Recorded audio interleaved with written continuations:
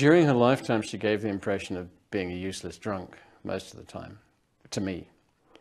When she died, I was astonished when my late wife, Susanna, went up into the attic and found this stash of cardboard boxes that contained most of Lee's work. You know, there was 60,000 negatives. It was a total life changer because I was commissioned to write the biography, Lives of Lee Miller, and that led me into very deep research, and I found out a lot of things.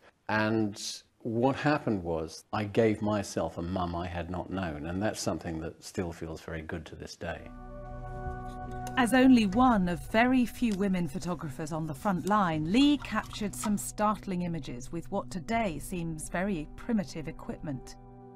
Carole Callow has spent the last 20 years printing Lee Miller's photographs.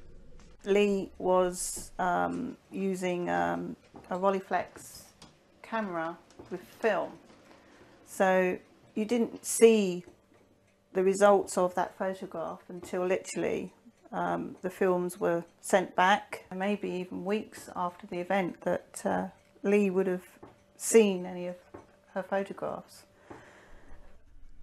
After travelling with the advancing Allied armies across Europe and into the heart of Germany, in 1945 she found herself billeted in what was once Hitler's apartment in Munich.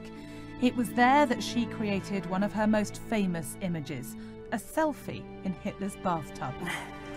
This image is one of the more iconic images of Lee Miller, and it was taken on the evening of the day that Lee and her friend and colleague David Sherman had visited Dachau, the concentration camp. And there is an element of probably the image kind of being set up a little with, you know, the statue being there and Hitler's photograph on the bath as well. But I think one thing you can't take away is the fact that her boots and her clothes, the boots have made his pristine bath mat absolutely filthy, and the fact that, you know, Lee had been at Dachau and now was washing away that particular day in his bath and making his bath mat dirty. Her photography of the liberation of the camps, particularly Buchenwald and Dachau, is rated as some of the most remarkable pictures to come out of the war.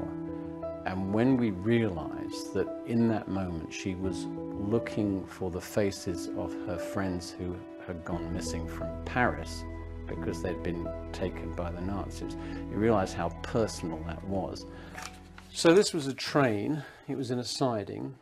It had been discovered by the liberators, and it had contained 3,102 prisoners 30 days earlier, but the GIs found only one survivor because all the rest had died.